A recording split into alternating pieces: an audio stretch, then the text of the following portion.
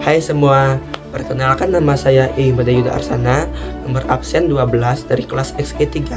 Pertama-tama saya akan menjelaskan pengertian pasar. Pasar merupakan salah satu tempat terjadinya jual beli barang maupun jasa. Selain itu, di dalam pasar terjadi hubungan sosial antara pedagang dan pembeli. Penjual dan pembeli dapat bertransaksi atau sepakat dalam akad jual beli.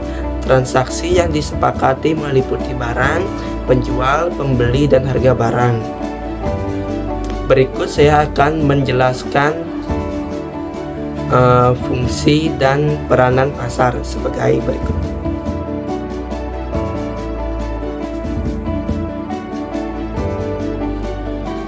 Dalam kegiatannya, pasar mempunyai 3 fungsi utama, yaitu sebagai berikut.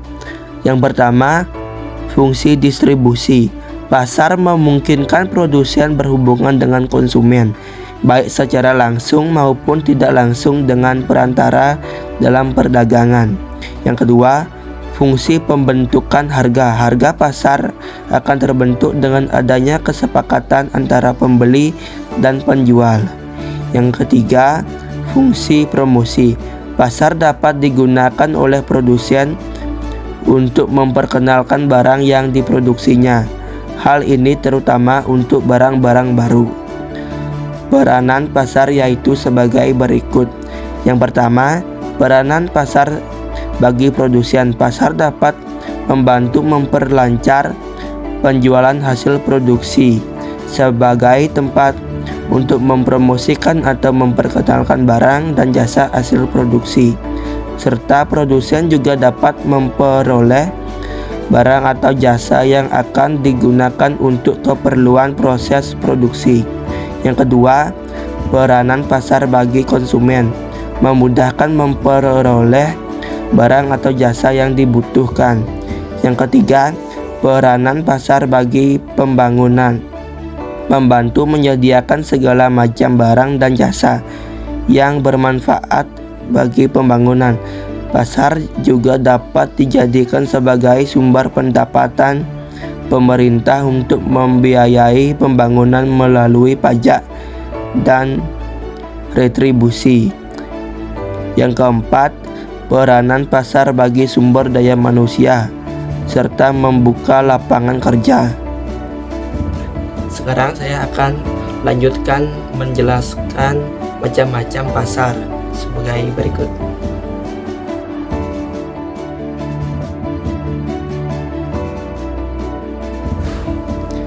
Adapun macam-macam pasar adalah sebagai berikut. Yang pertama, menurut jenisnya. Pasar terdiri dari pasar barang konsumsi dan pasar faktor produksi. Yang kedua, menurut wujudnya. Pasar dibedakan atas pasar konkret dan pasar abstrak. Yang ketiga, menurut luas jangkauan distribusi. Pasar terdiri dari pasar lokal, daerah, nasional, dan internasional. Yang keempat, menurut waktu jual beli. Pasar terdiri dari pasar harian, mingguan, bulanan, dan tahunan. Yang kelima, menurut nama tempat atau daerah, yang termasuk pasar ini antara lain Pasar Cikini, Pasar Keramat, Jati, dan sebagainya. Yang keenam, menurut barang yang dijual, yang termasuk jenis pasar ini antara lain pasar buah, pasar sayur, pasar ikan, dan sebagainya. Dan sekarang saya akan lanjut menjelaskan pengertian struktur pasar. Struktur pasar memiliki pengertian penggolongan produsen kepada beberapa bentuk pasar berdasarkan pada ciri-ciri seperti jenis produk yang dihasilkan, banyaknya perusahaan dan industri, mudah tidaknya keluar atau masuk ke dalam industri, dan peranan iklan dan kegiatan industri.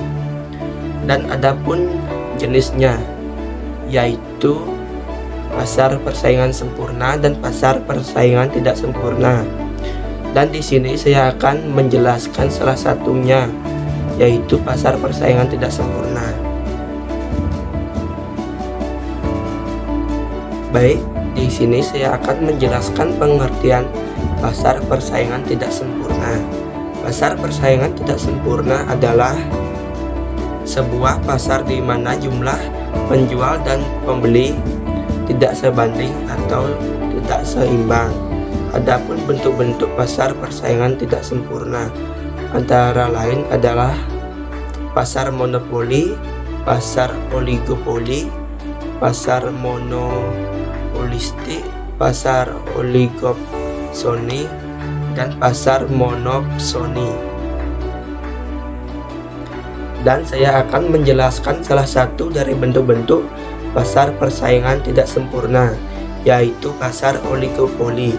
Sebelum menjelaskannya, saya akan menayangkan hasil wawancara saya dengan pedagang pasar oligopoli terlebih dahulu.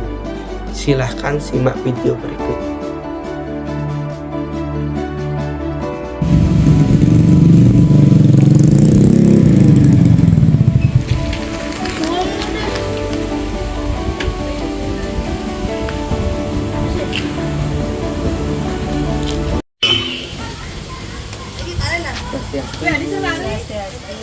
Yang menjadi pasien untuk kondisi pasar di sini, menurut Ibu bagaimana? Kondisinya sangat baik, yang berbelanja juga ada beberapa orang. Oke. Dalam satu hari nikah pembelinya ada beberapa orang. Kalau pembelinya banyak yang datang, cuman kebanyakan yang berbelanja cuma satu atau dua orang saja. Bukannya nikah setiap hari apa di hari tertentu panjangnya? Kalau bukannya setiap hari, tapi yang berbelanja kebanyakan di hari tertentu saja. Kalau masalah rainan atau di hari raya. Biasanya pembelinya ada tawar menawar saat berbelanja di tempatnya itu. Rata-rata kebanyakan ada, namanya juga penjual dan pembeli pasti ada istilah tawar menawar saat berbelanja. Terima kasih.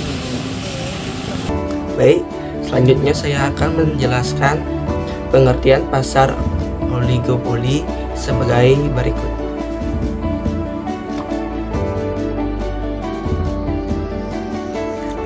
Pasar oligopoli adalah suatu bentuk pasar di mana hanya terdapat beberapa produsen atau sedikit perusahaan yang menjual produk-produk yang identik atau yang mirip satu sama lain dengan jumlah pembeli yang banyak. Penjual dalam video tersebut termasuk ke dalam pasar oligopoli karena 1. Terdapat sedikit penjual wasra dan perlengkapan upacara di daerah itu. Yang kedua, penjual bebas menentukan harga jual produknya karena tidak terlalu banyak pesaing di sekitarnya. Yang ketiga, dikarenakan jumlah penjual yang sedikit, otomatis membuat banyak pembeli yang datang. Yang keempat, produk yang dijual berupa wasra dan perlengkapan upacara, yang mana penjual lainnya juga menjual produk yang serupa. Sekian video tugas dari saya pamit undur diri. Bye bye.